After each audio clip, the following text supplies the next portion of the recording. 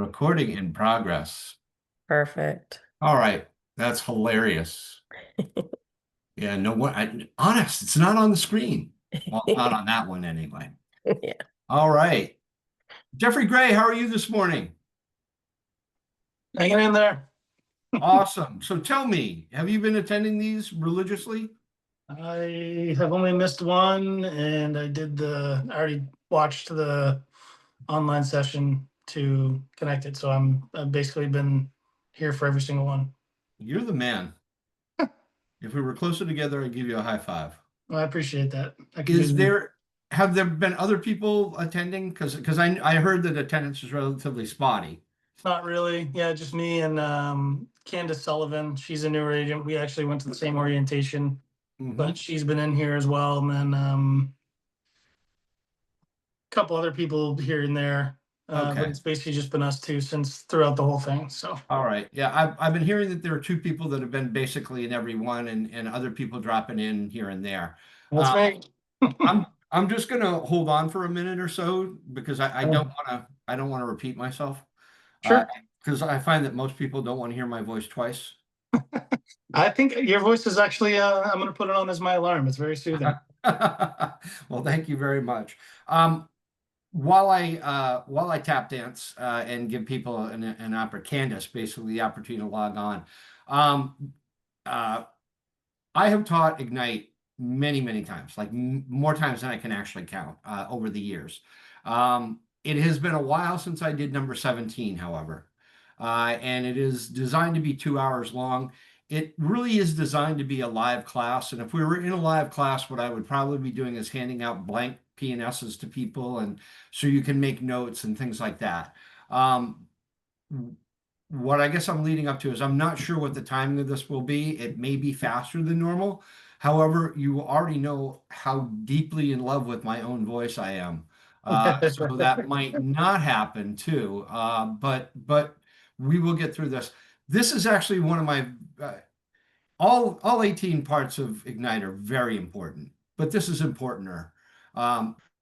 This is where we can really shine as an agent, right? And it's where we can really prove, it's where we can have a very easy failure too, right? So this is all about representing our client. The offer, which is when fully signed becomes a P&S, that's the rules. That is the list of promises between the buyer and seller. And it's funny how many people don't get that. It's not, these aren't loose general guidelines. This is the contract. This is how this transaction is going to go. So my general feeling on this 17 is just really one of the most important, the most important chapters in the Ignite sessions. So very glad to be going through this with you. And it looks like it might be a one-on-one conversation. Lucky me. I will say too, I do have my kids at home today, so I may have to, if I scurry off for a minute, that's where I'm going. So, but yeah, and I appreciate that. This is something I will often do is, we're all adults here. So if you have to go to the bathroom, go to the bathroom. Don't ask me. If the doorbell rings, the doorbell rings. In this class, it's you and me. So you can let me know you're going to the bathroom. Yeah, I'm here too. I wouldn't There we abandon go. you, Jeff. Candace, cool. PIC. All right. Yeah. So Candace, I have been stalling a little bit and making Jeffrey listen to me talk because we thought you might log on, and I wanted to give you that extra minute or so to do so. Thank you. What I will repeat, though, Candace, is I've taught Ignite a million times. Session 17 is one of my personal favorites because I think it's incredibly important. All 18 are important, Candace, but 17, when we start writing offers as buyers agents, receiving offers as sellers agents, negotiating those offers, that's a phenomenally critical step in the process because once the contract's signed, it's the contract. It is the promises between the buyers and sellers. It's too late to make a change at that point, or it's too late to enforce a change at that point anyway. So really glad to have you guys on board. We'll go through this.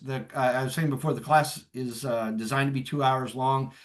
It really is designed to be a live class where I'm standing in front of you. If we were in a live class, I would make blank copies of P&Ss and hand it out to everybody. We're not. There's a couple things in here that are like, like practice sessions.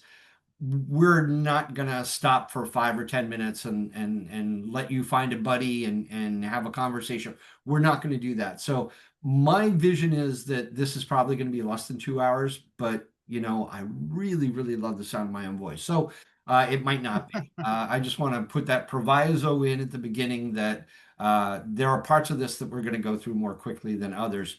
Um, uh, but this is critical. So I really do.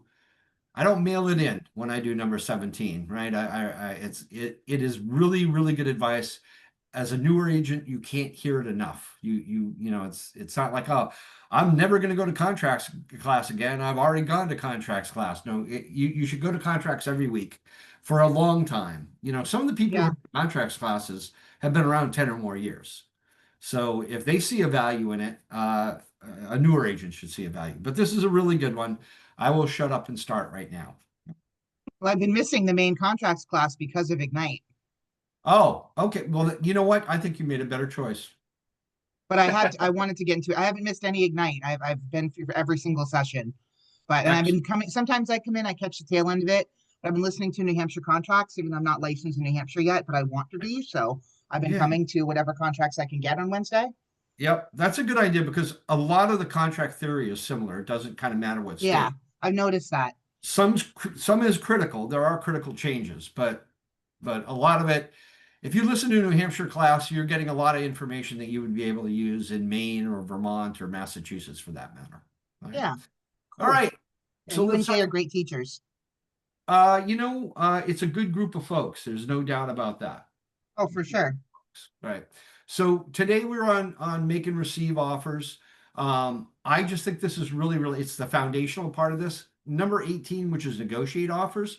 When we're at this point in Ignite, when we've already got our database set up and we understand how important it is to communicate and understanding what the market is, when we've already done all of that stuff, 17, 18 are super duper important classes. So 17 is the foundation. We can't negotiate an offer until we've written an offer, right? So we're gonna start on that foundational point right now. Number 18, also a really, really important class. Night workbook. This is our belief system. So win-win or no deal, integrity, do the right thing. Customers always come first. Commitment in all things. Communication, seek first to understand. I'm going to stop on that one. Communication is phenomenally important. And as your broker, an awful lot of the time that somebody calls me, particularly if it's the consumer, but even if it's a co-broke or it's two agents within our own company, there's been some kind of communication breakdown. It is hard to over communicate. It is almost impossible to. Communication is the key to all of our successes. So one of the things you're going to hear me talk about is communication with our clients, communication with the buyer, communication with the seller, right? Because a lot of times people sign a document, they don't really understand what it means. It's our job to help them understand. All right, moving along with the Y4C2Ts is creativity, ideas before results, teamwork, together everyone achieves more, trust starts with honesty, equity means opportunities for all, and success results through people. So this is kind of the offer process that we're going to go through, right? So there is an offer process. We start by preparing the offer.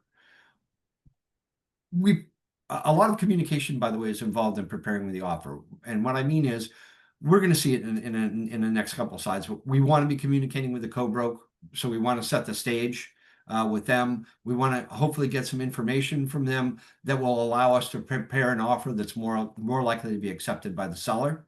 Part of preparing the offer is having a solid conversation with our buyer if we're on the buy side, right? So we want to make sure that the buyer is getting everything that they want. We want to make sure that if there have been things discussed during the process verbally, that those verbal things are also in the contract, because it doesn't matter what somebody said outside of the contract. The P&S is what a judge would look at in court and what the majority of the judge's decision would be based upon. The fact that there were other conversations, the fact that somebody said the seller's agent said something about the property that the buyer is now relying upon, if it's not in the contract, it kind of doesn't count. So preparing for the offer is really a lot about communication, and we're going to go, there's some great slides on that. Writing the offer itself, a big part of writing the offer that I just want to remind everybody is we're not lawyers. So why are we creating offers? Because for example, in Massachusetts, the process is we create an offer, and there's usually contingency in the offer that says the seller's attorney is going to prepare a purchase and sale agreement and present it to the buyer within 5 days, for example, right? Literally, the P&S is being written by an attorney. Why do we get to do it? Well, all the essential elements of the contract are there. It is written by by the New Hampshire Association of Realtors attorney, and we just fill in the blanks, right? So the factor is that if the boilerplate, not what you wrote, but the boilerplate, if there's an argument over anything that's there, the New Hampshire Association of Realtors will defend it in court, right? When it comes to the things that you write, we have to defend that, right? So we do get the opportunity to write the offer. Contingencies are very, very important. And then clearly written contingencies are very, very important. Then we're going to present the offer. We're going to talk about how we do that, presenting that to the listing broker, for example. We're going to talk about receiving and responding to that. We're going to know that the seller, once they receive that offer, has 3 choices: accept, reject, or counteroffer. And then we'll do a recap at the end and hopefully some ahas. I absolutely want you to know this is a friendly, non-judgmental space. So if you have a question, this is a phenomenal time to ask it. All right. So I'm not overstating who I am or what my position is, but this is an opportunity to have like essentially a one-on-one conversation with one of the brokers. So it's a good time to bring up a question. There's no such thing as a dumb question or a bad question. Okay. Some of the best agents I know love nothing more than a difficult negotiation that gives them a chance to really shine, to acknowledge objections, to discover a solution with which both sides can be happy. So at the beginning of our transactions, if you were like me when I was a brand new agent, you kind of didn't want a difficult negotiation. You kind of wanted everything to go smooth, right? But what this is pointing out is that particularly as you gain experience, you'll gain confidence, by the way. So get out there and do as much as you can to gain experience. Make a whole bunch of mistakes. I know a ton of stuff, and I know a ton of the right stuff to do. And do you know how I know it? I know it because I screwed so many things up along the way. It has been a bumpy 40 years, right? And the markets constantly change, and regulations and laws constantly change. So the fact that you know something in 2025 doesn't necessarily you know the right way to do things in 2027. Right? So, however, as we go through this, you're actually going to get a little bit more excited when there is a difficult negotiation, right? It's going to give you the chance to say that you really know what you're doing. Let's talk about the buyer process. So the buyer, move this.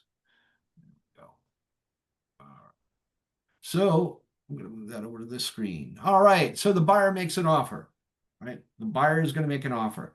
The seller is going to respond in one of 3 ways. They're either going to counter the offer. What they're basically saying is, hey, several things inside the offer that you've given me are acceptable to me, but there are some things that you have written in that I can't agree with, right? So when we counter the offer, what we're doing is making a new negotiation.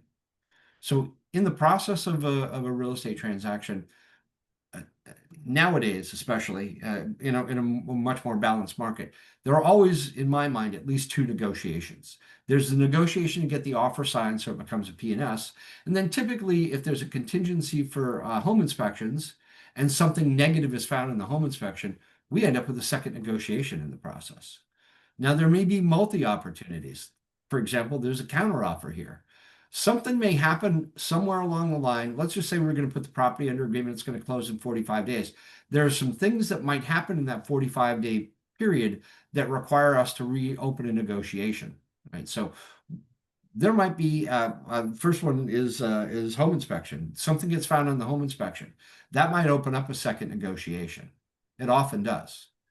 Sometimes that negotiation can involve offers and counteroffers. Throughout the process, there is a due diligence inspection. Something could be found there. Hey, we're buying a condo and we can't get a copy of the condo docs. That could open up another negotiation. There was a title flaw found, which is now a problem for the seller. Most problems are problems for the buyer, by the way, but that's a problem for the seller. So there could be multi-negotiations in a process. So first choice, the seller might counter our offer. The second choice, they accept the offer 100% as written. They sign it. That offer just became a purchase and sale agreement. We have an effective date that starts the second that everybody agrees to the terms of the contract, and all the days, right? So we're going to do something within 10 days. Starts the day after the effective date, right? So I wrote up an offer at 3 o'clock in the afternoon. By 7 o'clock at night, it's been delivered to the seller. The seller signed it. So today is the effective date. Tomorrow is day one in that 10 days to do inspections, for example. The third thing that can happen is the seller can outright reject the offer. This often happens in a multi-offer situation, right? So they've got 4 offers in front of them. They can, really only take one. By taking one, they've rejected the other 3. That's one scenario. Another scenario could simply be this is the only offer they've received and they outright reject it. There's usually an extreme reason for that rejection, right? If it were on price, maybe the price is so low that the seller doesn't feel that a counteroffer makes sense at this point. They feel the buyer has to become more realistic before they will even move forward to a counteroffer. All right. The advice here on this is the buyer agent contacts the listing agent to learn more. That's right. We're going to find out why the seller rejected that. I, as a seller, once rejected an offer because the buyer had put in a price that wasn't acceptable, by the way, but had also put in the line, no negotiation, or take it or leave it is what was literally in the contract. I wasn't going to take it, so I had to reject that offer. And then the buyer's agent called me back, like, "Why did you reject it?" I rejected it because the price is way too low, and your buyer said, "Take it or leave it." Normally, I would have counteroffered this, but based on what the buyer said, I chose not to. Semicolon. Don't assume no means no. All right. So simply because somebody rejects doesn't mean it's a forever no. What it really means is we're going to open up a new round of negotiation. There must be a reason why they rejected that offer. If it's a multi-offer situation and they've accepted somebody else's offer, then it's no for now. All right. That person has that the buyer they did accept has a bunch of contingencies that might fall apart later on.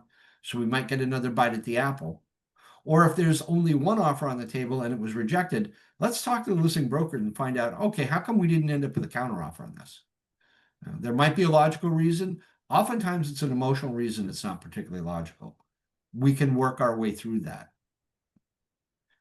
Preparing to write an offer. So I do love this little sort of checklist.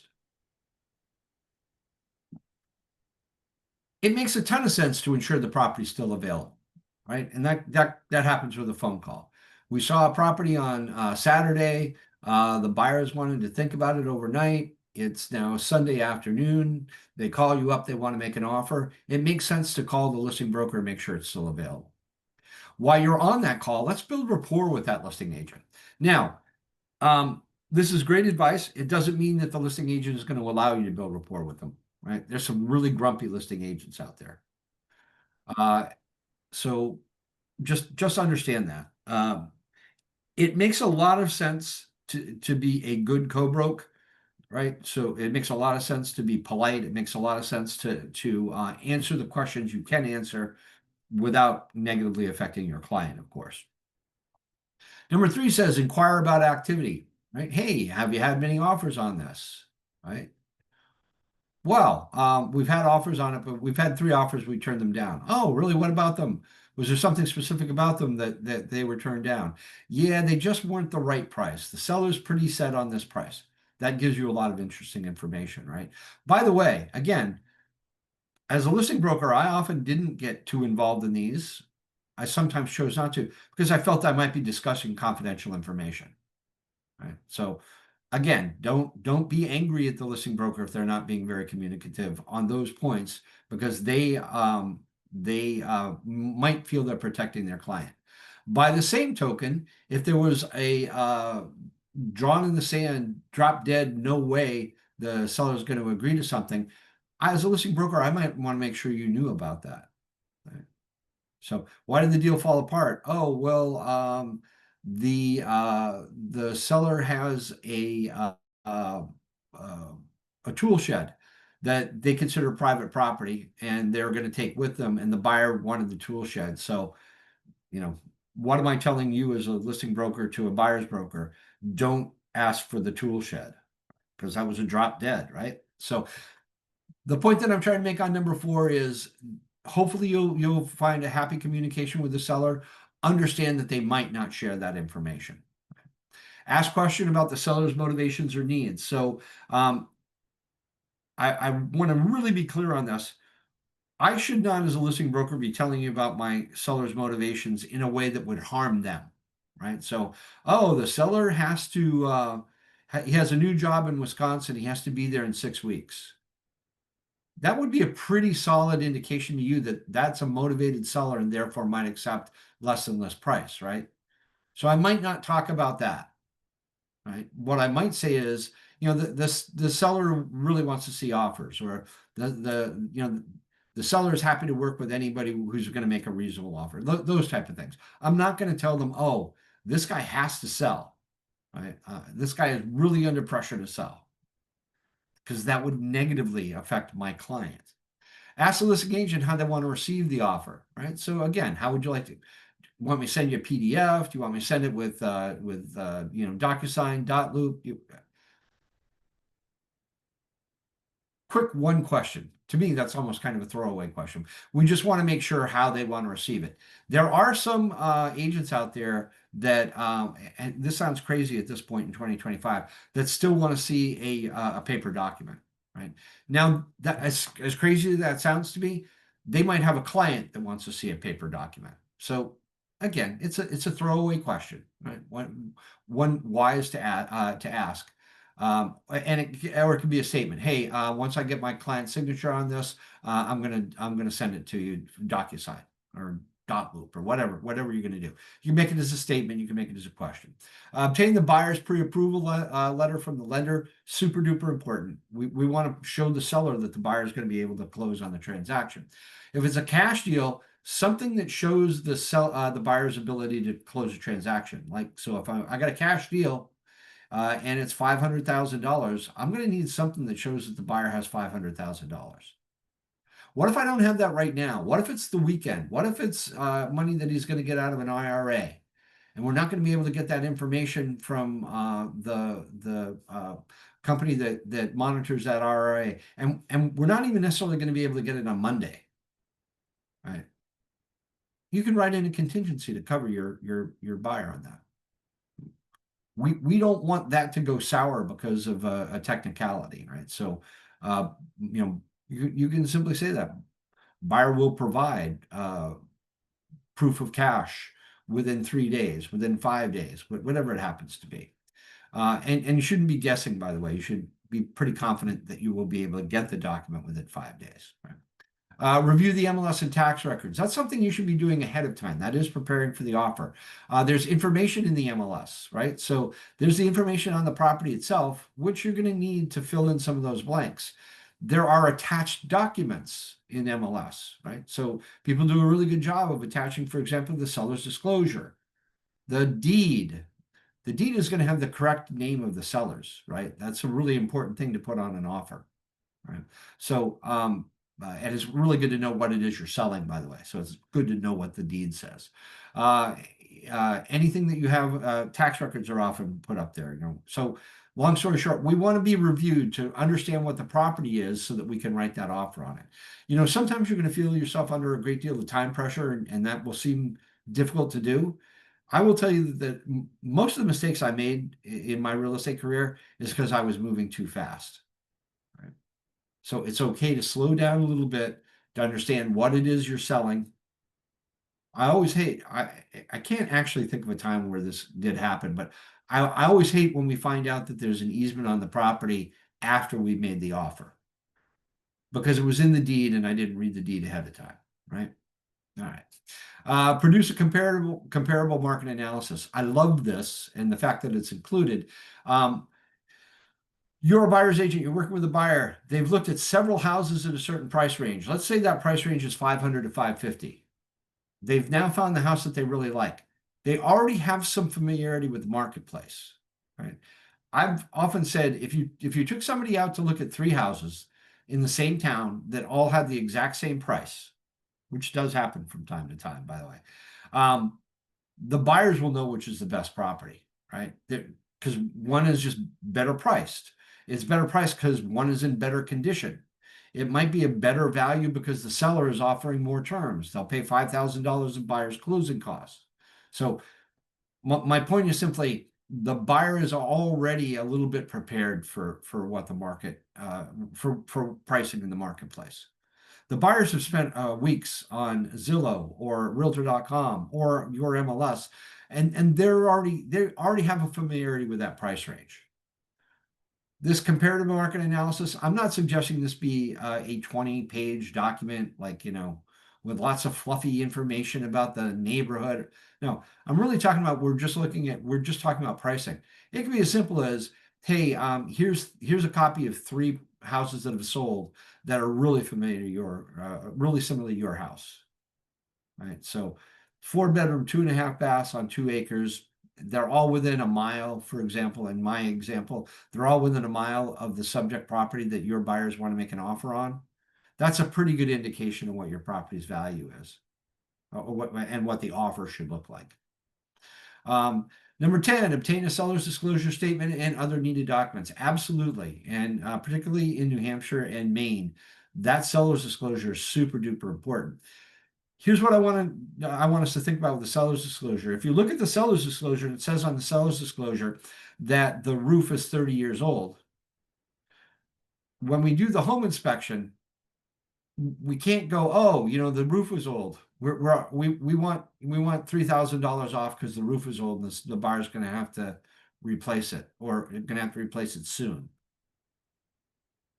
A good listing broker will go, hey, we already told you that. We already told you that it was 30 years old. We shouldn't even be talking about that.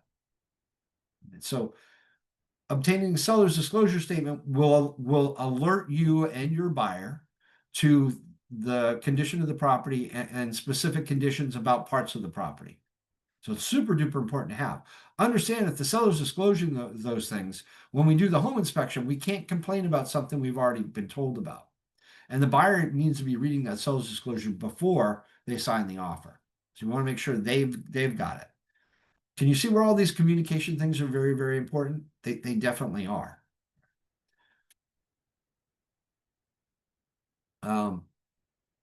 Prepare the checklist. Oops, I went one page too far. So I do like this checklist, and we can go through it kind of quickly. Ensure the property is still available, right? Building rapport with the agent, inquiring about activity, inquire about other offers on the property, ask questions about the seller motivations or needs. Now, needs, if the seller wants a quick closing, that'd be a really, really good thing to know ahead of time, right?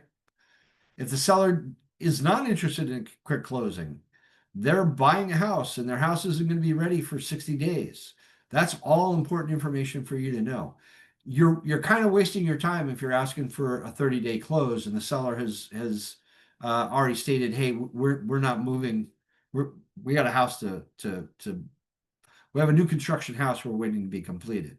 We're going to need at least 60 days, right? So let's have those discussions. Let's prepare for those bumps in the road that may be in front of us, right? Ask the listing agent how they want to receive the offer, right? Obtain the buyer's pre-approval letter, obviously. Reviewing MLS and tax records, we've discussed. Producing a comparative market analysis. Again, that doesn't have to be super formal, right? And obtaining seller's disclosure statement. That checklist is a really good checklist to use in the early part, particularly in the early parts of your career. Writing the offer itself. Now we're sitting down. We have a blank. Sorry to interrupt. Is there anything that you would add to that checklist, just reading it, that would make it even stronger? I'm going to go back to the thing I said before about communicate. So let's have a discussion with that seller's agent. Let's understand what the seller's needs are. let me run off on a little tangent here. Sure. There's a thing that I use called the power position. You may have heard me use that phrase before, and that just is who's in the better position to negotiate, right? So 2 years ago, this was the hottest sellers market I've ever seen in my entire career, right? So the buyer was not in the power position. The seller was in the power position, right? So when it came to the terms that they were going to accept, they didn't have to accept inspection contingencies. They were looking for appraisal waivers or gaps. You know, if the appraisal comes in $10,000 lower, I'll still move forward. The seller was just in a solid position. I've seen buyers markets. I will always remember once upon a time helping an agent. There were 12 properties available for sale in Barrington, New Hampshire in like 2009 between Wow. 400 and 450. I don't think I've seen 12 in the last 12 months. Yeah, well, here's the thing. So right now there are 12 properties available between 400 and 450. In the last 12 months, 4 have sold in that price range, right? So what does that tell you? We got like a 3-year supply of $400,000 to $450,000 houses. So which ones are going to sell? The one that's best price, the one that's in the best condition, the one that's in the best location, the one with the best terms. In that example, the buyer's in the power position. They got 12 choices. If your seller is going to be unreasonable in the negotiation, they're just going to move on to the next property. Right? So that's the power position. In a normal market, and we're still not in a normal market yet, but in a normal market, that power is much more even. However, in the process, at the beginning, it's the seller who's going to say yes or no to the buyer's requests, right? So at the beginning, the seller's in a power position. Once the property goes under agreement, I think that power shifts a lot because now the buyer's making decisions. Now the buyer's doing a home inspection. Now the buyer's doing due diligence. Now there's a title, there's a title examination being done. So a little of that power shifts from the seller to the buyer, right? So just understanding where we are in the transaction. Number one, where are we in the marketplace? Where are we in the transaction, right? For example, we're already under agreement. We're beyond, I know we're writing an offer. We're already under agreement. We know that the seller has already put their next house under agreement. Who has the power position right now? If something comes up, the buyer does, right? So those are just all things to think about. Understand where the market is, understand where your buyer is in the negotiation, understand that actually that power position can shift between the time we look at the property and the time we close on it, based on the motivations the individuals involved. All right. Hopefully I answered your question. Yeah, thank you. No, that was good. Appreciate that. I think just having that, the awareness, make sure you know who's kind of sitting in the catbird seat and who has the leverage is always important. Yeah, you're absolutely right. We're finding right now that we have sellers that don't understand the market's shifted. And they think they're in control and they're going to get multiple offers and everything's going to be $10,000, $20,000, $30,000 above list price. And that's not really the market we're in anymore, although there's still examples of it. All right, so we're writing an offer. So here are the things that are really, really going to be important. We're going to need to know. We're going to be thinking and talking to our clients about price and terms. And it is price and terms. As a brand new agent, I thought price was just incredibly important, and it is, but the terms are important too. Right? So the seller's looking for the most convenient way to get through this transaction. The example I gave earlier today was they're buying new construction. It's not going to be ready for 60 days, which, by the way, really means it's probably not going to be ready for 75 days. Very few properties ever delivered on time with new construction. So price would be important to that seller, but the ability to have time to move into their new home is also important. They don't want to find themselves in a short-term rental, for example. So we can offer them maybe a little less money, but the flexibility to stay in their house until their next house is ready, that's an important term. So let's think about the price and the terms. Seller's disclosures are incredibly important. A lot of information in there. We're making the offer. We're a buyer's agent. I'm going to give an insight to, you're a listing broker and said, it's really, sellers don't want to talk about negative things about their property. They don't want to highlight them. It's actually to their advantage to highlight them in the disclosure, though. For the example we discussed before, we've got an old roof. We don't want to find ourselves negotiating a $10,000 price reduction after the home inspection. Let's state it's an old roof, right? Let's state it's an old furnace. Let's acknowledge that the basement gets water in it. That sounds counterintuitive, but it's actually intuitive because it puts the seller in a better position to negotiate this transaction later on. All right. So that's the seller side. Let's go back to being a buyer's agent. So we want to read the seller's disclosure. We want to know what's in it. It's very, very, very important. Right. It shouldn't be glossed over. By the way, are you going to receive seller's disclosures that aren't going to have very much information on them? Yep. If you're buying a property that's being sold by it's a foreclosure, it's being sold by a bank, there's going to be virtually no information on that seller's disclosure. Just the way it is. That's life. Even the things that are mandatorily required by law, water, sewer, insulation, even those will not be filled out. If we're getting something that is being sold by a estate, mom and dad have passed away, now we're selling their house. The people who are responsible for selling that might not know very much about the house. So there might be limited information on that. If I got a seller's disclosure like that, that should put me on notice that I need to pay a lot of attention. That it's far more important to have a home inspection on that property because we don't know very much about it. Earnest money. Earnest money is very, very important. It shows that the buyer is earnest in completing the transaction. So we want to talk about that. Sometimes the difference between a seller accepting the contract or not, because they're two really similar offers, is the one with the highest earnest money. Right? Now, earnest money deposits are typically done historically a relatively low amount with the offer, and then a higher amount at a later date. Right? So we're gonna say 20 days from now, we're gonna give a second higher. I'm gonna give you 500 today. I'm gonna give you 9,500 20 days from now. Give us time to get through the inspections and make sure we know what we're doing. Why do we do it that way? Well, in the real world, we want to tie up as little of the buyer's money as possible, right? So earnest money consideration is an essential element of the contract, so we have to give something. But understand earnest money is very, very important. Saw a transaction recently where the earnest money was delivered directly to the seller. Why? Because it gave the sellers more security that the transaction was going to close because they had the buyer's money. They couldn't really spend it yet because there were a couple of contingencies that kept them from doing that. Title flaw, for example, but they had the money in their bank account. I don't suggest that, by the way. I'm just saying I've seen that example. Due diligence, inspection periods. Due diligence and inspection in New Hampshire are kind of separated. In Maine, it's all one thing.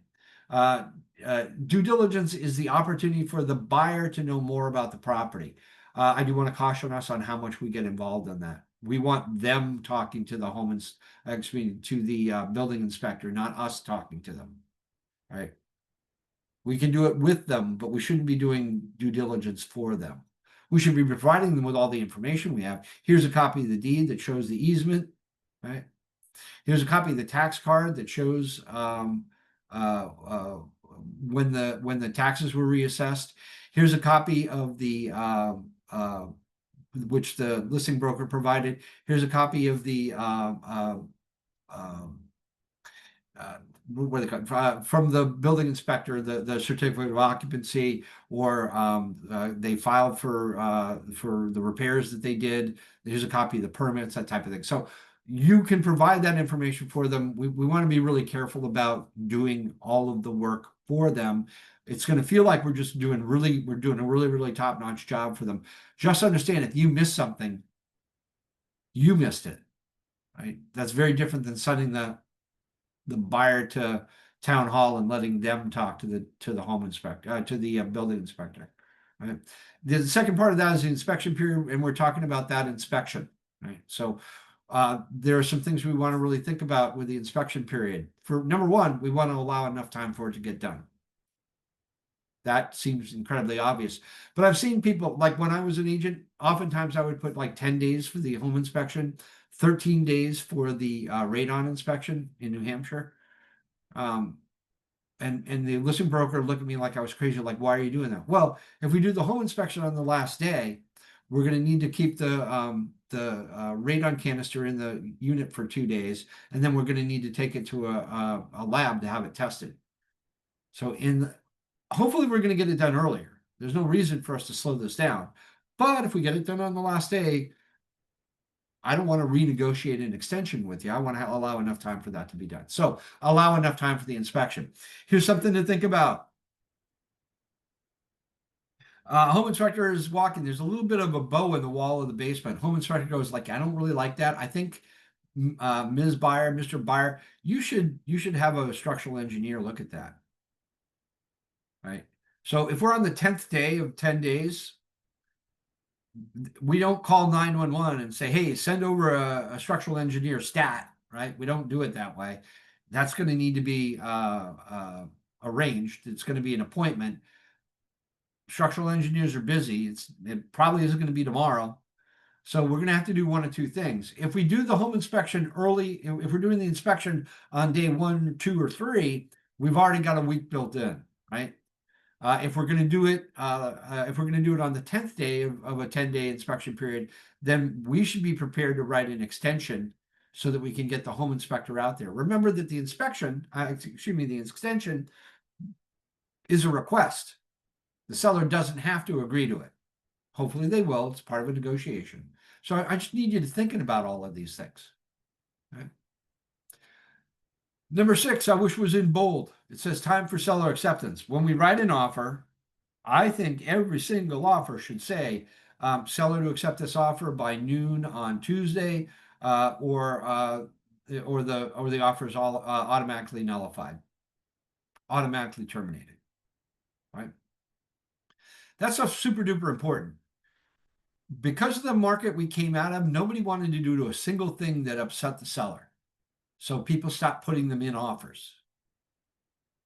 Let me give you this example. Your buyer writes an offer. You don't put a drop dead date on it, right? You don't put in a requirement for time of acceptance. Seller accepts another offer, not your buyer's. Then that offer falls through. Day 1, day 2, day 3. And then they go back and sign your offer. Is that offer valid? To be honest with you, that would have to be decided in a court. All right. But my point is, we don't want something sitting out there as an offer that the seller could sign at any point in time. So let's put a drop dead date on it. Okay. Number 7, financing terms. Those are going to be incredibly important. They could be different on every single offer you ever write. But we want to be clear on what the terms are. We want to be clear on what the finance amount is, or excuse me, the interest rate is.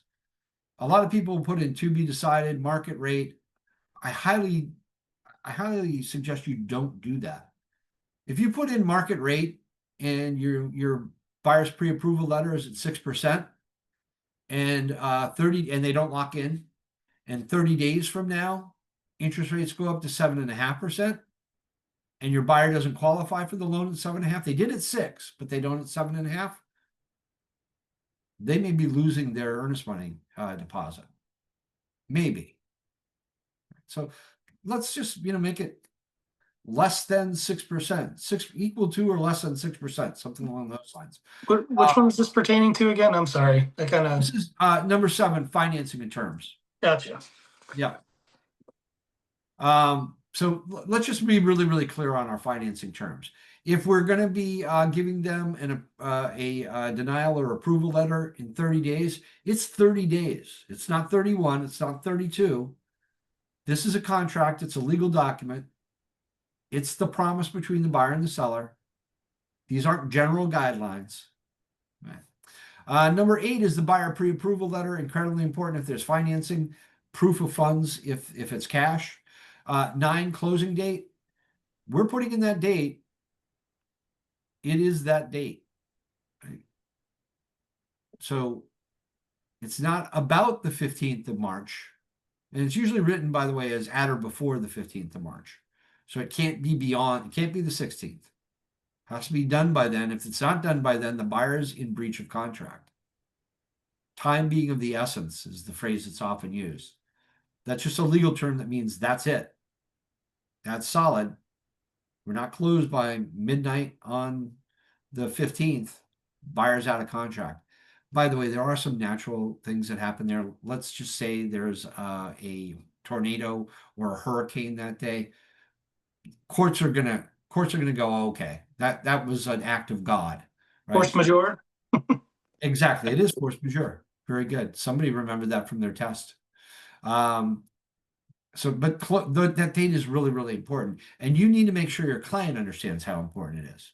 Home warranty. This is a part of the country that doesn't do a lot of home warranties. I think they're a good idea. I've had home warranties on my house. I've gotten a whole bunch of things that broke for free because of it. It is typically offered in a normal world. It's typically offered by the seller to the buyer as an incentive to buy. These days, sellers don't have to do that. A buyer can get a home warranty too. If I were in a really competitive negotiation and there were going to be 5 offers coming in on this house, and we have a discussion with my buyer, and the buyer's like, what if we waive the inspection? Or you say, if you waive the inspection, you'd be in a better position. That might be a really good opportunity for the buyer to get a home warranty. That might be one of those places where my buyer might be interested in one, because I'm not doing an inspection. So I don't know what's going to break and what's not going to break. I don't know what the condition of it is. So this is the time to buy the warranty.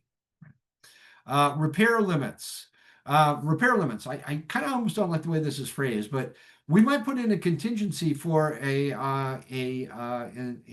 home inspection, and then write in it that unless any single item is more than $5,000, the buyer is going to accept the inspection unless any single item is in excess of $5,000. That's a repair limit. The other place where we might talk about repair limits is when we do the home inspection and we find something wrong, because we don't know how much it's going to cost to fix it right now, and that's the worry that the seller has. Right? We really don't know how much it costs. That happened to me on a house we bought. We were in escrow and our boiler blew up. Yep. We were selling. It was brutal. Yeah, it is brutal. It is brutal. I lost my train of thought. Limits. Has anybody here ever watched HGTV? And they're like, oh, we didn't anticipate we were going to have to rewire the house. We opened up the wall and we realized it was incorrectly done. That stuff happens all the time. Hey, if everything's perfect and all I got to do is replace this or replace that or move this, it's going to be $3,000. If we find out something more substantial than that is wrong, it could be 10 times that. So that's why repair limits may be used. We're talking about representing the buyer right now. We might use that if we're representing the seller too. Seller will contribute up to $3,000 for this. If it's more than that, it's on the buyer. Right. I don't want to go off on that tangent. All right. Any special clauses? What we're talking about is a contingency for a specific situation, right? So somebody might have a home to sell, for example, right? Somebody might want to move in early. Somebody might want to stay late after the closing. Those are all special clauses, and they might be put in as a clause, or they might be put in as an addendum. There are several forms that are available. Maine has a ton of forms. New Hampshire is clause heavy. Maine is form heavy. Massachusetts is ridiculously form heavy. All right. So we might put in that clause, simple, paragraph, 2 or 3 sentences, or we might utilize an addendum. Now, here's what I hate about number 13. It says addendums. The plural of addendum is addenda. It's insulting that when they wrote this, they said, we can put in addenda, but that's going to confuse real estate agents because they're dumb. They don't know it's the addendum, the plural. So we'll just use an incorrect word instead, which they'll all understand. All right, I'm done. We've explained what clauses are. We talked about what addendums are, what addenda are. This is a checklist form of what we just saw. So I'm not going to go through it. The nice thing about this that I like is this checklist also provides explanation for you. All right. So, for example, I'm sorry, it's on a really small screen. For me, earnest money. The buyer makes a deposit to the seller to show good faith in the transaction. The earnest money is typically deposited in an escrow account that's jointly held on behalf of the buyer and the seller.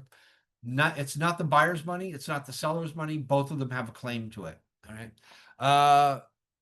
Determine an amount that would be acceptable to both your buyer and the seller. Right. Goes on to say, in many markets, 2 or 3% of the purchase price is normal.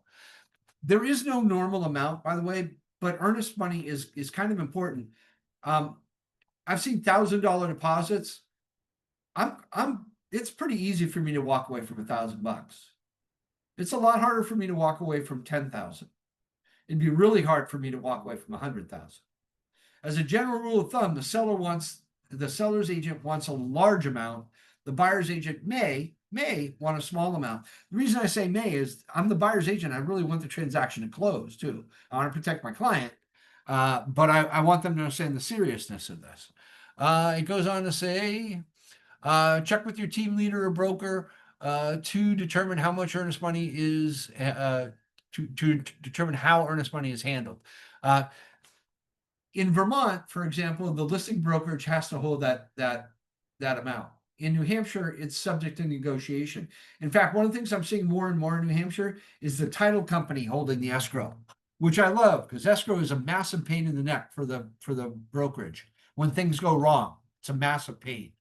So I love the fact that title companies are willing to hold escrow now. It could be the seller's attorney. It could be the buyer's attorney. It's what's negotiated. All right. Review with your buyer when and how all checks are written and deposited. Hey, I'm bogging down on this because it's really, really important. If you're looking at the New Hampshire P&S, and Maine's actually pretty similar, it allows you to like, we've either given the money or we will give it within 3 days, for example, 4 days, 5 days, whatever the buyer puts in and the seller agrees to. See, once upon a time when I was a little broker, we got wet ink signatures on these things. And when I got that wet ink signature, I got a check from the buyer. And I brought that paper document to the listing broker and I handed it to them along with the check if the listing brokerage was going to hold the deposit. Nowadays, we do things digitally. People buy property that aren't even in the United States, right? So we send the contract digitally. They put a digital signature on it. They agree to send money. I'm just pointing out to you right now how important it is to make sure your client knows how important that earnest money deposit is. You know, I would rather, I'm strongly suggesting, and I do this with everybody, we should be using an electronic funds transfer, right?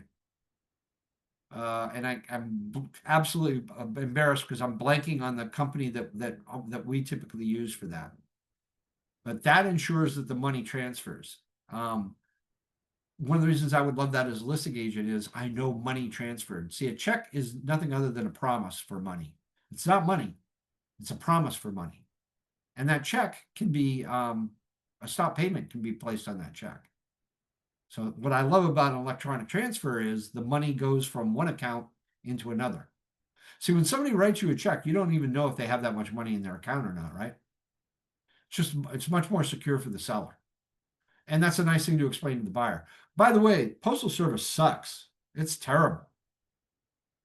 30 years ago, if you mailed something in Manchester to Portsmouth, it arrived in Portsmouth the next day. Lord knows how long it might take nowadays. We had a returned deposit sent out to somebody in Western Massachusetts, and 14 days later, they still hadn't received it. 14 days after we put it in the post. And they were acrimonious, and they demanded we stop payment on it. And we did, and reissued a new check, which we overnighted to them. God. The next day, they received the check in the mail, which was now no good because we put a stop payment on it. So the point that I'm making for you is, if your buyer goes, oh, I'll mail them a check, and they got 3 days to get the check to the listing brokerage, there's no guarantee it's going to arrive. By the way, if it doesn't arrive within 3 days, they're in breach. The seller can call the seller can declare the contract null and void. That doesn't, that's a legal thing. It doesn't automatically void it, by the way, but your buyer's in breach. So let's make sure, remember the communication thing I started with 56 minutes ago? Let's make sure the buyer really completely understands their responsibilities in this agreement. That's why it's so important to go over literally line by line, or at least paragraph by paragraph, everything that's in the offer that they're writing, so they understand what their responsibilities are. All right. So we're going to talk through the offer. We're going to talk through the offer. We're going to talk through the offer. We're going to explain this to our client. So when we fill something out digitally with somebody, we send it to them, and 3 minutes later they sign it and return it to us. We didn't talk out that contract. There's a bunch of things in the boilerplate of the contract. Boilerplate simply means the stuff that's already printed. There's some paragraphs where there are no fill in the blanks. That paragraph is there for a reason. It's a legal document. We need to be discussing that. Now, at the beginning of careers, I think people don't always feel confident that they know a lot about the P&S. That's why I'm ensuring, or that's why I spend so much time in it in contracts class. That's why I'm focusing on that right now. When you explain the terms, number one, you build rapport. Number two, the buyer has more confidence in you. Right? You're strengthening the bond of trust between you, and you're explaining to somebody all the terms that they really need to know, which alleviates a lot of liability for you. Right? Remember when we discussed paragraph 16 2 weeks ago? Maybe the buyer remembers, maybe they don't remember, but you can remind them, and you can confidently say that because you discussed paragraph 16 with them 2 weeks ago. All right, so we're going to review the contract. We're going to be sure that your buyer understands the contract. We're going to review the details like price, closing date, inspection, contingency, conveyances. Every paragraph's important in that contract. So we're going to review everything. Hey, title. When we get to that, that's really a contingency that protects the buyer, and it requires seller action. But what it says in there is the seller automatically has 30 days to correct a title flaw. Unfortunately, these title things don't get done until the end of the transaction, because nobody wants to do a title inspection on a property that does not get the financing approved, because the person who did the title inspection needs to be paid, and there's really no one to pay them at that point. That's why it gets done near the end. So as the buyer, who now is moving out of their apartment, and the apartment's already rented to somebody else, and they're finding out 10 days, 5 days before the close that there's a title flaw, and that might take a couple weeks to resolve, that creates a hurricane, right? That gets a lot of people upset. If we've told them the day they signed the offer that, hey, I just want to make sure one of the things that's going to happen is the title inspection. The title inspection makes sure that there are no flaws in the property, that the seller completely owns the property, there are no liens against it, so that you don't have to worry about somebody knocking on your door and asking for money because that lien didn't get paid off. That's good. Here's the bad part. Doesn't get done till near the end. And when it does get done, the seller automatically has 30 days to resolve this. That might be super inconvenient for us at that point. Don't worry. I'll do my best to negotiate a happy situation for you, but I want to let you know what might happen. I hate it when the first time the buyer finds out about 30 days seller has is when there's a problem, because their agent never discussed it with them. Know what is essential in your area. Yep, there are parts of the country where things are more essential than other parts of the country. I just mentioned title in New Hampshire, in New England for that matter. The buyer pays for the title search. In California, the seller pays for it. And the principle there is the seller is proving that they have clear title to a marketable title to the property. Whereas in New Hampshire, the buyer is confirming. It's the buyer's responsibility to confirm what it is they're buying. No standard or common terms for offers in your area. All right, so there are different things that get bandied about. On the mandatory agency disclosure form, on the back side of it, there's a thing that says single agency. the state legislature created something called single agency. The legislature, they're not real estate agents. Single agency isn't what it sounds like. It's often referred to as traditional agency or non-designated agency. So they're same thing, single agency, traditional agency, non-designated agency, they all mean the same thing. So know what the common term is in your area, right? Avoid rookie agent mistakes. You know, the biggest one, and Jay is really clear on this, is the effective date of a contract right at the top. That gets filled in when everybody has agreed to the terms of the contract. A real rookie mistake is to put today's date in it when you're now forwarding the offer to the listing broker. That's a rookie mistake. All right. How do we avoid rookie agent mistakes? We go to contracts class. Right. Contracts class is a savior. Present the offer checklist. Double check all documents. The mistakes that I made in my career are because I was in a big hurry and I didn't double check things. Right. I hate to admit, but it still happens to me from time to time. Being in a hurry is my enemy. It's my nemesis, right? Follow instructions, right? That can mean a lot of different things, right? It can be the instructions that are literally on the document. It could be the instructions that your client has given you. Label all documents clearly. We're talking about presenting the offer checklist, sending something to the seller. The cute part of this picture is that somebody's holding paper in their hands.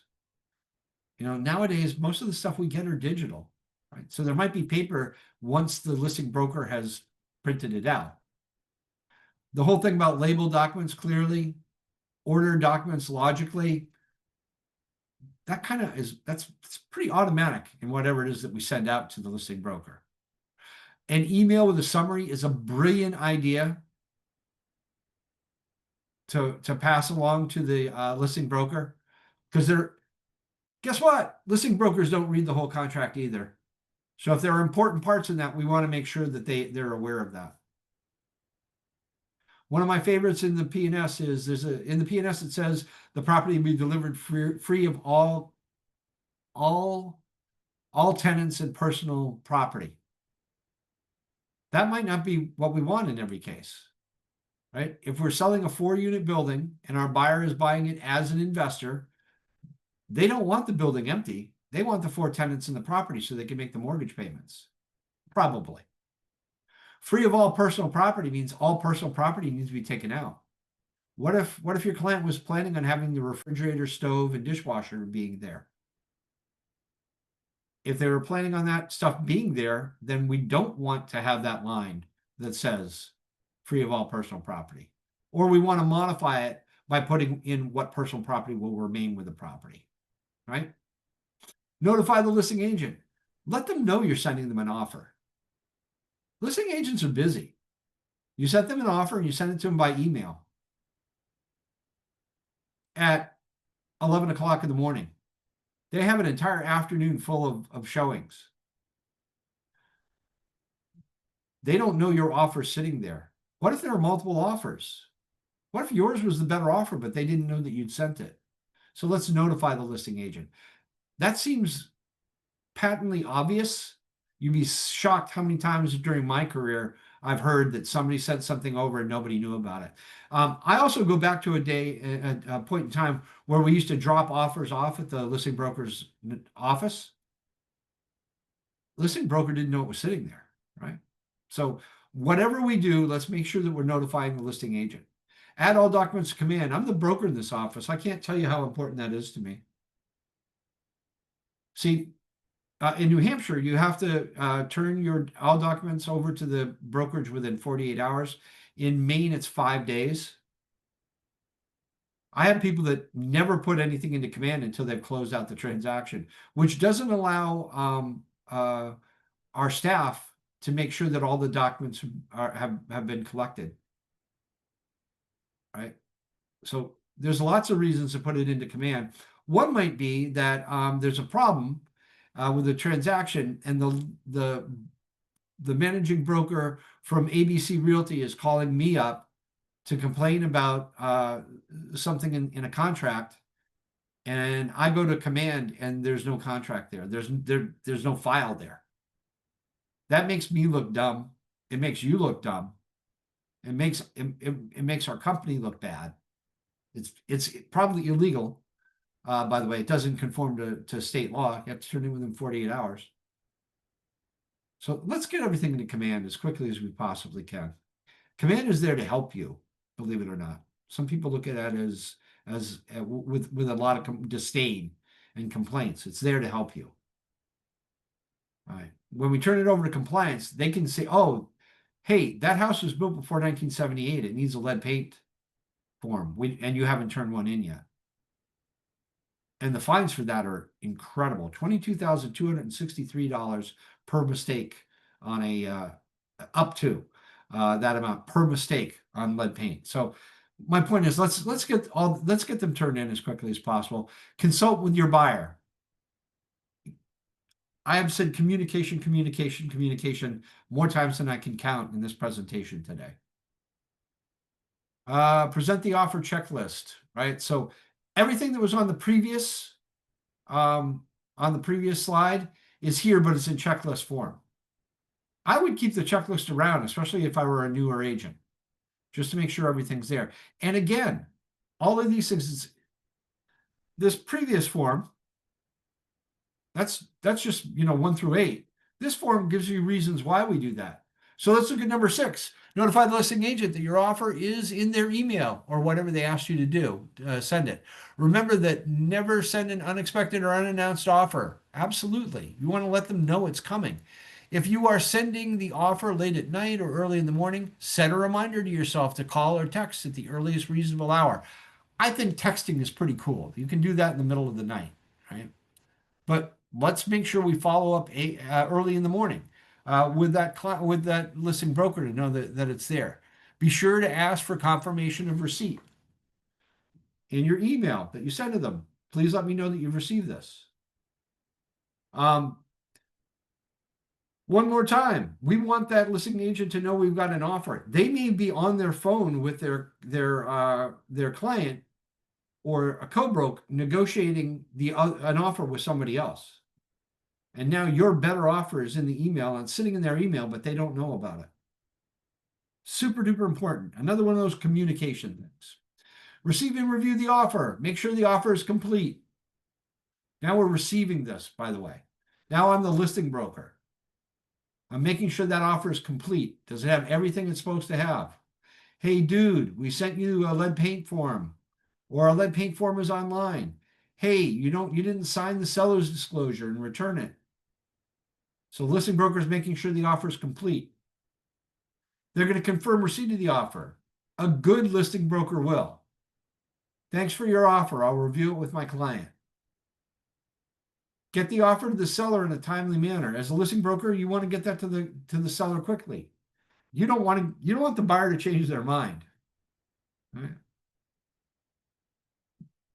Conversely, if you know you're going to have several offers come in, then maybe you're okay with slowing the process down a little bit. Hey, you just reviewed the offer. You made sure it was complete. It said this offer needs to be accepted by midnight tonight. That's a good reason to get it over to the seller. It's a factor, right? You could create an executive summary in the email that you send to the seller. You might want to highlight those of the important points of the contract, the gotchas. Make sure don't sign this until we've had a chance to discuss it. I'd put that in bold, by the way, because sellers are so excited that they have an offer that they sign it and send it back to you, and they didn't read contingency number 3, which might be a break the deal contingency. So executive summary that goes along with that.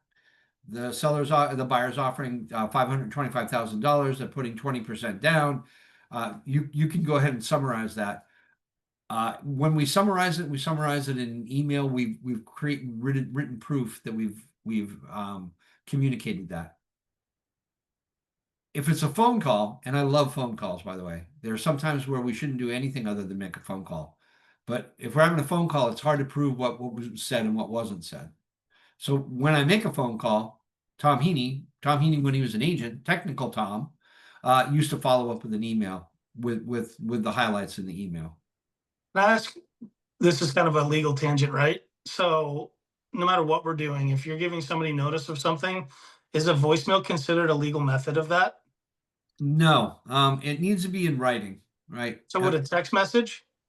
A text message, Because you can never confirm that somebody ever got it or read it.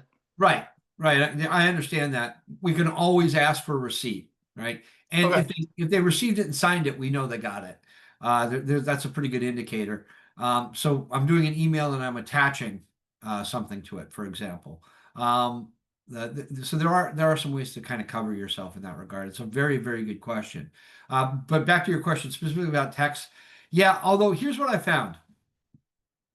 Trying to get a text message that's more than some period of time old, like maybe 3 months. Because like a lot of times we don't have a problem until after the closing and something gets found. Like an email will, I just deleted a bunch of emails from my personal email account. The first email in my personal email account was written in 2007.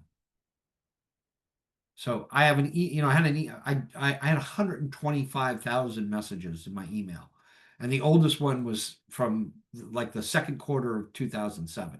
My point is, those stick around a long time. Trying to get copies of text messages from your phone provider, particularly when they get more than a couple months old, is really, really hard to do. So I like emails. They're writing. The court absolutely will accept them. Right. So just keep it in mind. We have these tools that are available to us. We can have a face-to-face conversation. We can have a telephonic conversation. We can send an email. We can send a text. There's a variety of DMs or other ways that we can contact people. What I love is the things that are in writing, the things that are archived, and emails can be archived, right? So keep it in mind. Call the lender if allowed in your area, and it is. It's actually in the PNS in New Hampshire and Maine to verify the pre-approval letter. We can do that to verify the pre-approval letter, right? We can create an outline document to reference when you call the sellers. That sounds awfully similar to the executive summary in number 4. It's not bad to have a written checklist, because sometimes when we get on the phone, we have a conversation, we forget an important detail. A checklist makes all of that go away. By the way, when I was in the Air Force, I was an air traffic controller, and we had a checklist at the beginning of every shift. Because we want to make sure the emergency radio, if the emergency radio is broken, we want to know at the beginning of the shift, not when we need the emergency radio, right? If you ever flown on a plane, the pilot and co-pilot go through a checklist, which involves one of them, by the way, walking around the outside of the plane. It's usually the co-pilot, right? They literally look at the outside of the plane to make sure that there's nothing that the ground crew didn't miss, right? All right. Anyway, so checklist, my point is checklists can be very, very important. There are 3 points that I really want to make sure I discuss with the seller when I'm on the phone. Point number 1, he takes us off on a tangent because it's a very emotional thing for him. It's then easy to forget number 2 and number 3. If we have the checklist in front of us, we're a lot less likely to do that. So it's a great idea. It's a lot like the executive summary to me. This is just that same stuff in checklist form. What I love about it is it's written out. This is in your student workbook. This is stuff I would definitely keep around in the beginning part of my career as I gain experience and get used to doing this. Look at number 5, which starts out with, call the buyer's agent to gather more information about the transaction. That makes a ton of sense to me, right? There's a bunch of questions I have that I want to make sure of. I've read over the offer, and I know there's a couple things in there that the seller is going to have a problem with. Why don't I talk to the buyer's agent and discuss it with them ahead of time? Right? Why don't I ask her, hey, this closing date might be pretty tight for my seller. How will your buyers feel about a later closing date? Hey, that earnest money deposit's pretty weak. How come only $5,000 on this transaction? You know, it's $1 million property. There might be a valid reason, or there might be an invalid reason. Right? Hey, I noticed on the insurance, the buyer's asking for the right to cancel the agreement if anything happens that's an insurance claim of more than $500. That's a pretty low amount. I can break a window and cause a $500 insurance claim. Would they be comfortable if we put in $5,000? That's a great conversation to have as a listing broker, and that's all part of receiving and reviewing the offer. If you're reading that offer and there are questions popping in your mind, wouldn't this be a good time to call the buyer's agent and get that question resolved before you present the offer? Right. Create an offer in command. Absolutely. I just love paperwork. You have to turn it over within 48 hours. We have to have copies of everything that you created, even if it didn't come to fruition. Receive, review, and respond to the offer. So we're going to go back to this. We saw this at the very beginning. Buyer makes an offer. Seller's going to respond in one of three ways: counter offer, accept the offer, or reject the offer. A counter offer is opening us to new negotiation before we even get to our purchase and sale agreement. It's only one of the negotiations we're going to have. Right? So if we've got a home inspection, we find something wrong on the home inspection, that's a second negotiation. If not everything goes to plan and something pops up somewhere along the way, we might find ourselves with a second negotiation. The lender might have a question only the seller can answer. There might be a title flaw found, and we might have to renegotiate. We might have to create a new addenda to address that renegotiation. Kind of negotiation never really goes away, or the opportunity for negotiation never goes away. Number two, they accept the offer. That's awesome. They accept it exactly as written. That begins the rest of the process. Our offer just became a P&S. Side note on this, Massachusetts is different than New Hampshire, pretty much, in so many ways. Massachusetts is a very lawyer-heavy state. So what agents do in Massachusetts, especially Eastern Massachusetts, this isn't the law. It's just it's protocol. It's custom. Is we put together an offer and present it to the seller, and the seller signs it. And one of the contingencies in the offer is that the seller's attorney will present a P&S to the buyer within, for example, 5 days. So I'm just saying in Mass, there's like this two-step process. In New Hampshire, the agents, are writing in the contract, essentially. In Maine, same thing. Once both parties agree to all terms of that offer, the offer just became a P&S. Really puts an importance on you and me to make sure that the things we added to that offer are written clearly and are clearly understood by everybody, by our client, but by the other person's client too. I see vague contingencies. Jay and I talk about, there was one that was so vague that I couldn't figure out what the buyer's agent was trying to say. And I sent it to Jay, and he's like, I don't know what it says either. But the seller accepted it. That vagarity could cause a really big problem later on, when just being more transparent, clearer, everybody would know what they just agreed to. All right, so it begins the contract to close process. When we fill in the blank, we really want to fill in the blank correctly. You know what the difference is between an addendum that's written by an attorney and an addendum that's written by an agent? Agents are really optimistic and they assume everything is going to go well. Here's how we're going to handle the septic inspection. And then they never address in the addendum what's going to happen if the septic inspection fails. They may or may not. Right? When an attorney writes that, it's written like, here's what's going to happen. Oh, and here's what happens if it turns out negatively. Just giving you little hints here and there. But the offer got accepted exactly as written. That's why we want to make sure it's clearly written. And that begins the contract to close process. Now, if we clearly wrote that we were going to do all building inspections within 5 days, and the seller assigns it, and we start calling around and find out we can't get in, the earliest we can get an inspector to show up is 7 days from now, we got a problem, right? So all of that stuff we put in, we want to be confident of it and why we put it in.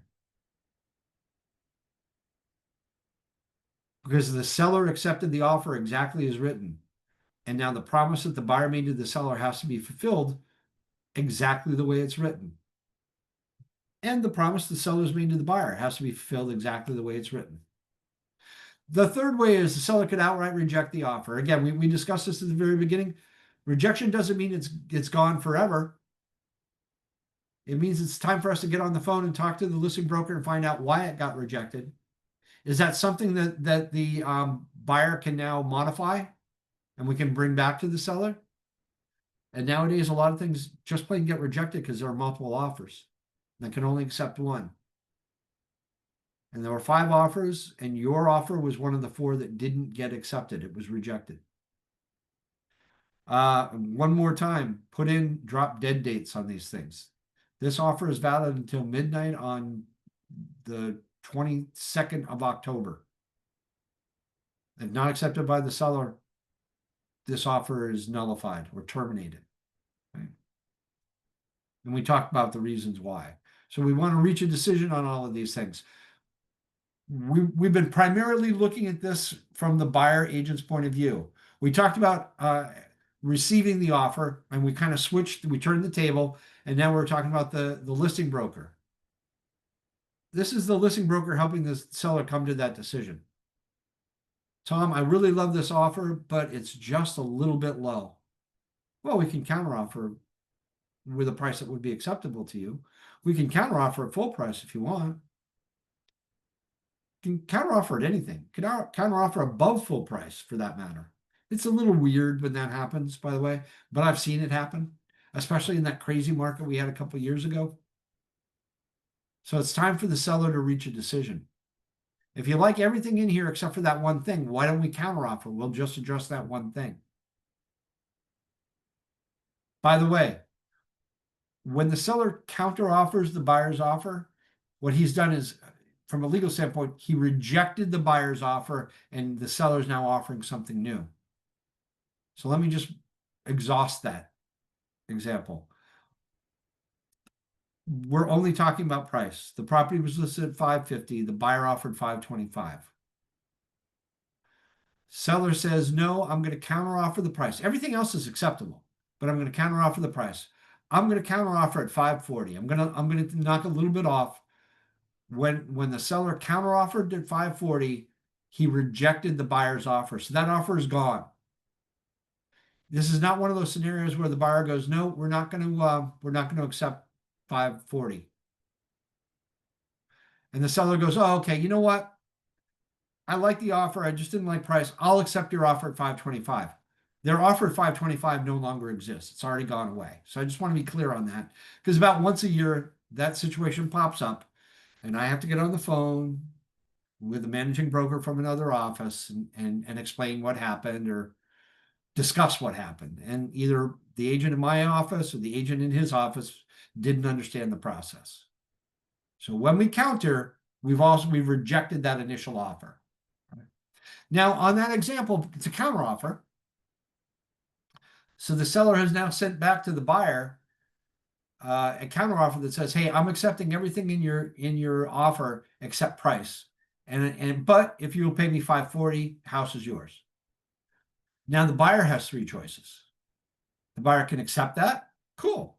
I'm signing it. I got 10 grand knocked off the price. I'm a brilliant negotiator, but I'm happy and I'm ready to move forward.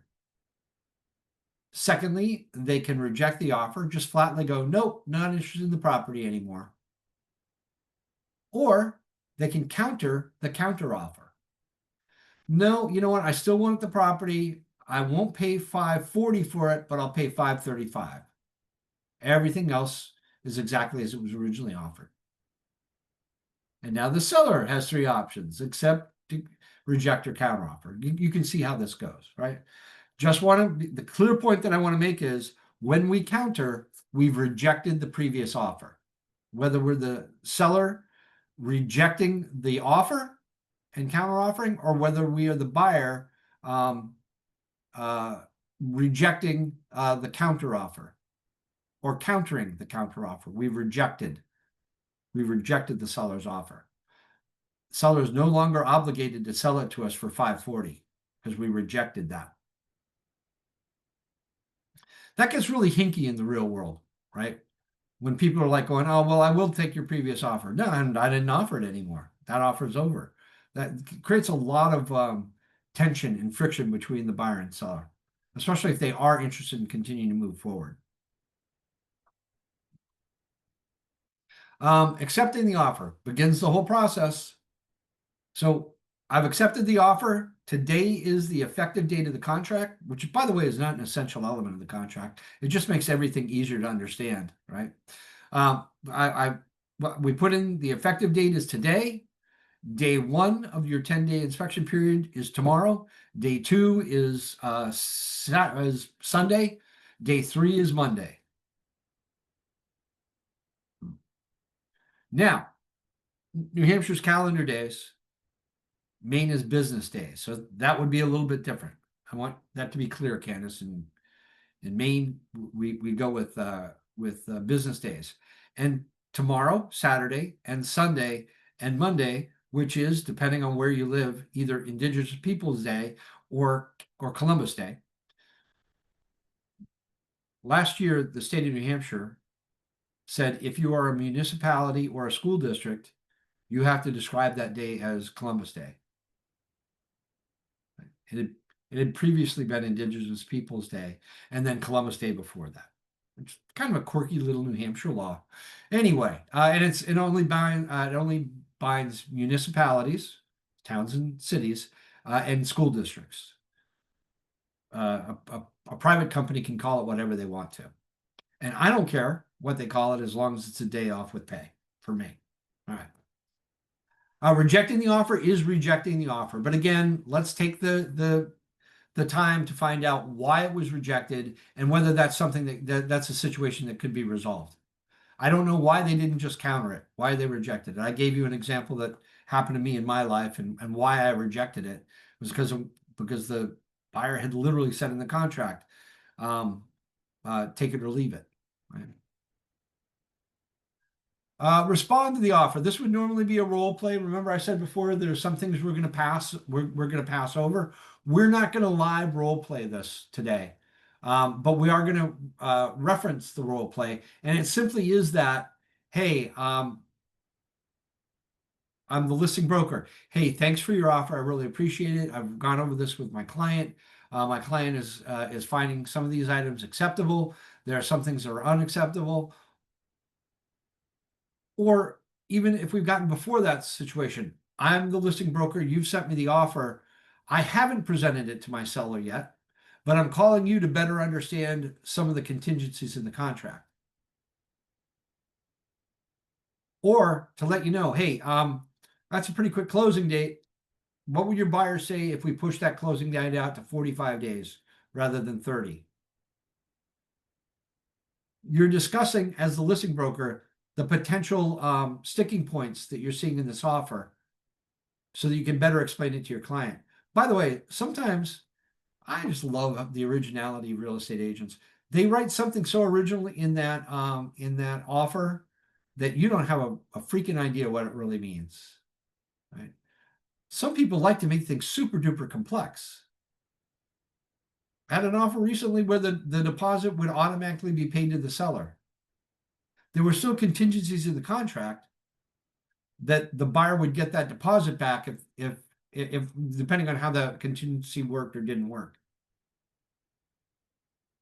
So in theory, the seller could accept that deposit, but they couldn't really spend it because they might have to return it. It was written really weird, by the way.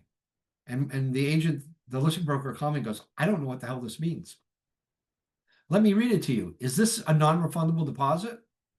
I was like, no, because there's still contingencies in the contract. And by the way, then the listing broker modified some things but not others. It was very, very complex. So we want to respond. We want to know what's going on. I want to be able to explain this to my client in a way where if they ask me a question, I know the answer to it. So that's why I have that preemptive discussion with the buyer's agent. Also responding to the offer is talking to them after the seller has decided what they're going to do, accept, reject, counteroffer. Because we want to explain what the seller's position was. We're not going to give away any confidential information, but we're going to explain what the seller's position was. All right. So where are we now? We're at the end. I told you that this might end less than 2 hours, and I am a man of my word. Now, what's really surprising is if you've ever listened to me talk before, is that I actually get through something, right? In the appointed time frame. And today we did it. So we're just going to go back and recap a couple things. Actually, I'm going to go back one slide to the AHA. What did we hear today that you would like to share with me? Is there something that you had never heard before? Is there something you're going to use now? Is there something that's clearer to you? I mean, I'll go. I think for me, just that little piece of email versus voicemail for me was very helpful to kind of put to bed, because I've had a couple things with that recently. Just curious, and then really just kind of piggybacking contract classes, like just how vague so many people are on these contracts. It's like just be as detailed and as you can be without making it a pain in the butt. But like CYA, make sure everything's understood, and Right. then adding in the steps if something doesn't happen. Like, all right, if septic system fails, here's the next steps we would like to follow. It just Right. puts everything to bed. Like, don't leave any opportunity for interpretation.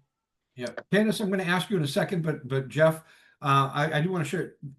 This is my septic system story. Somebody was buying a waterfront camp. It was being purchased during the winter. It was on a private road, and that road was closed to vehicles over a certain weight from October 1st till May 1st. So the septic inspection, this is waterfront property, so it was even more important to have this inspection done. It couldn't get done until after May 1st, because that's when the road opened again and the septic truck could get down the road. So the seller's agent wrote a contingency. The seller's agent wrote it, not the buyer's agent, but wrote an addendum which basically stated, hey, we're not going to be able to conclude this until after May 1st. The seller will pay for the inspection, which it doesn't really matter, but the seller will pay for the inspection. That's it. Unfortunately, the property closed on April 30th. On May 2nd, the septic company went to do the inspection and the septic system failed. Nothing in the addendum about who's responsible for that. Buyer now owns the property. Thankfully for my agent, the listing agent who wrote that addendum, she was dealing with some people with ethics. And the buyer and seller actually ended up agreeing to split the cost of it. It needed to have the leach field replaced. And they agreed to split the cost of having that done 50-50. Because what could have happened there is that agent could have been buying a new septic system, right? Because there would have been a lawsuit, and I will tell you, our E&O company would have caved because of the circumstances. They definitely would have caved. So something would have happened that would have cost my agent thousands of dollars, but the buyer and seller stepped up and took care of it themselves. We need to have a provision. What happens if this fails? Buyer can nullify the deal. At the time it was written, they didn't know it was going to close before May 2nd. So let's put in those provisions. Candace, is there anything that you heard today that you didn't really think about before? Yeah, I was just listening to your story about that. So is it common that people will close without an inspection happening to Well, take no, care of that stuff? It's actually, that's not common. But we have circumstances in New Hampshire. This was under the old New Hampshire rules, by the way. But in New Hampshire now, if any part of your septic system is within 250 feet of a great pond, and this happened to be a lake, it was great, more than 10 acres, that it requires an evaluation. And the old rules was just an evaluation to see if a new septic system could be put in. The new rules, they also check to make sure that the septic system is functioning. And if that septic system was older than, I think, 1985, they have to determine where the high water table is as well. So it's actually pretty expensive to have done. And there are times of the year where we can't do that, because if we're looking for where the high water table is, and the ground's frozen, we can't dig through the ground. So they might have to be delayed for other times. So that, by the way, would be an excellent opportunity to have an attorney write the addendum. And it's absolutely okay, by the way, this is a great side discussion. It's absolutely okay for you to tell your seller, hey, this is a legal issue, and I'm not an attorney. And a lot of things could go wrong in this situation. This is a time to spend a couple $100, because it could probably get done anywhere. I would guess $250 to $500 max if you're hiring the best attorney in the state to write that addendum. All right, so it's okay for us to do that. We're not lawyers. We do have these standard documents. You take on 100% of the liability when you write something like that up. All right, so an E&O company may or may not cover you because you're not an attorney and you just practice law. They may or may not, depends on on all of the circumstances. Anything else that you heard that's worthy of sharing? Yeah, I haven't done any deals yet. So all of I've been listening in the contrast classes, and I printed most of them off from when I was in school. It was a lot of the main forms I have. And when I did orientation, I got a lot of the forms from you guys in person. Jay handed me a big packet that had everything. So it's just a lot of forms, and it all seems really daunting, but it's really nice to listen, to hear you. I love you're very knowledgeable about this stuff. So I probably will definitely be leaning on you when the time comes. But just so I'm clear on where I need to get everything, if I don't have what I need, all of that is in Command in DocuSign, correct? Yeah, yeah. So there's the state of Maine forms that are provided to us by the Maine Real Estate Association. So they are there. There are also some KWCLM forms that are available to you as well, that are specific to our office. And within the forms, once you open them, there is a clause library that you can utilize in New Hampshire. Maine has one as well, but Maine is really heavy on forms. So where New Hampshire might have a 3-sentence clause you can add to the P&S, Maine might have an addendum for it. But that's the place to find those, is inside of Command. It is also in it's also in DocuSign or Zip forms. Okay. Okay. Cool. Yeah, there's lots to learn out there. There's no doubt, no shortage of that.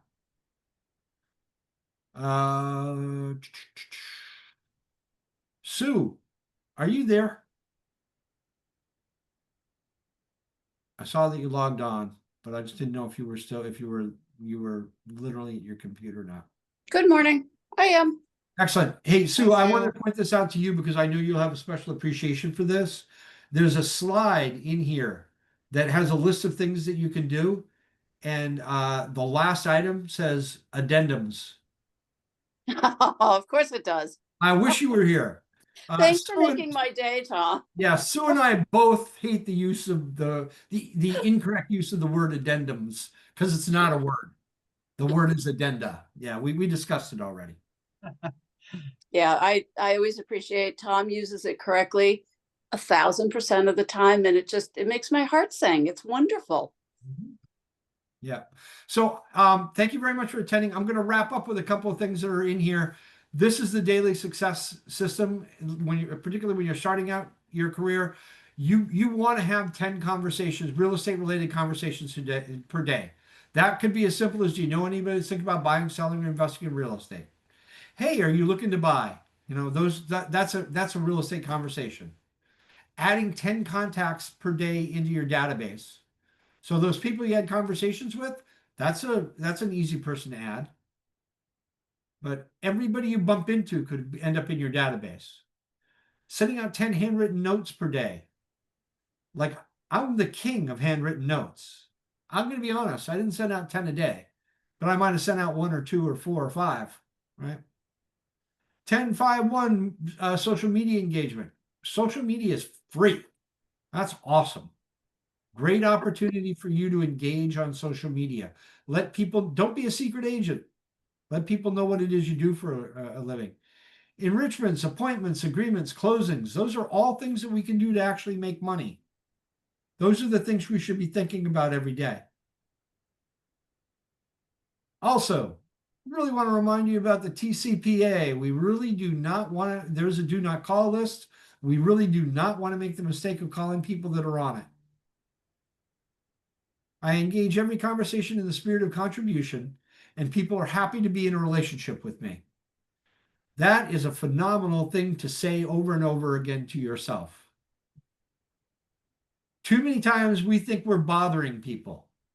We're not bothering them. We're giving them information. We're contributing to them. Most of those people are going to be happy to be in a relationship with you. Not everybody. Some of them are grumpy. Right? That's something to say every day, right? Maybe more than once a day, every day. Your job is to help people. Your job is to solve problems. You can't help them if they don't know what your job is. So don't be afraid to share it. Hey, Tom, Yes. can I add in a daily or almost daily? Yeah. I'm having trouble understanding why more people aren't in Tim's 1 o'clock protocol session. It's an amazing way to at least even mentally keep track of, you know, contacting people and doing the job. Yep.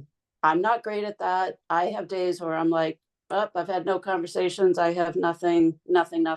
It's okay. Like, we're not going to have 1,000 things every single day of our lives, and it's okay. It's just a super supportive group, and it keeps it top of mind. Like, oh, I should start writing down the number of people I talk to and where and when and why. So I just put a push in for Tim's. It's great time with him, and it's super valuable. Half hour will make you think differently about keeping track of your stuff. No, I appreciate that, because you can log in on your computer, or you can log in on your phone. Super easy. I've done it on Route 128 during, you know, like you can just he texts the link, just push the button, and there should be more people in there. It's really beneficial. So I agree. In fact, you've spurred my memory a little bit. Tim offers a productivity coaching program, and it's massively expensive. It's free. I don't know why more people don't take advantage of that. I was a MAPS coach for one of our competitors. Or MAPS is Keller Williams Coaching Company. People paid $1,000 a month to talk to me for 30 minutes once a week. Tim's free. You know, and at the beginning of your career, that coaching can be monumentally helpful. Most of the people that talked to me were successful agents because they were paid $1,000 a month, right? So they were making enough money to pay $1,000. They were getting a return on investment of that, by the way, right? They were learning about things that would help them make more money. But my point here is Tim's program is free. So I don't know why more people don't reach out to him and take advantage of it. And it's really supportive. Like just the other day, one of our agents had encountered something that, you know, set him back a little bit, and he was kind of upset about. And, you know, we very quickly shifted gears to like, hey, what about this? Or, you know, don't let that get to you. People are like, it's a very supportive group. And there's nothing to be you know, I know some people are like, well, I didn't have 100 conversations yesterday, so I'm not gonna log in. That's okay. There's a lot of us like, nope, 0. Right. It's okay. So Yep. just join in and give it a shot. I guarantee you won't leave. Yep. I do not like what I'm about to say, but I'm going to say it anyway because I think a lot of people misconstrue it. You don't have to win every day, right? Right. You don't have to Yep. win every single day to win the week. You don't have to win every single week to win the month. And you don't have to win every month to win the year. Hit 300, you're a Hall of Famer. Yeah, exactly. But yeah, that's a great point. A great baseball analogy. The thing that the point that I want to make is that what I just said, don't use that as an excuse to not win something. But I'm just saying, you know, we can have a bad day and still have a great week. All right. All right. Get a quick is there a session on Monday with the holiday, or is that getting pushed out? I honestly don't know, Jeff. Because I'm gonna bet there won't be a session, but I don't know that for sure. We finish up the following Monday, so I'm assuming if it's 18, 19, 20, like probably isn't one on Monday, but I'll double check on mine then. So Yeah, thank just you. send a text or an email to Tim Lindsay, and he'll be able to answer that. And I apologize, I don't know the answer to it. No stress. Thank you. All right, thank There you, isn't guys. there Any isn't one last- today and there isn't one on Monday, but basically every weekday at 1 o'clock. And you'll see the text, like check your text. I believe it goes out to everybody. Okay, yeah. That's for Tim's midday protocol. Yeah. Thank you. It's in the Any emails last too. minute questions or comments? Oh, thank you so much. Hey, thank you for being here. Yeah, I'm happy to be here. Yep. And hey, Like a sponge right now. I'm just trying to soak up as much info as I can. I love that. Hey, I'm going to put a quick shout out for Keller Williams Coastal Lakes and Mountains Realty. There are certainly staff members, but they're top producing agents that are showing up to present this material, and only 2 people are showing up for it. Right? Like most companies would not do that. And I'm just happy that I'm in a company where if one person shows up, it's worthy of sharing that information with that one person. Doesn't happen that way everywhere. Lastly, all of these Ignite sessions can be found on through the hub, right? So there's a recording of every single one of them. So if you ever miss a class, you can always watch that class video. Obviously, you can't ask questions, but you can at least listen to the material presented. All right. Thanks for being Thanks, here, Tom. guys. Have a Thank great you, Tom. weekend.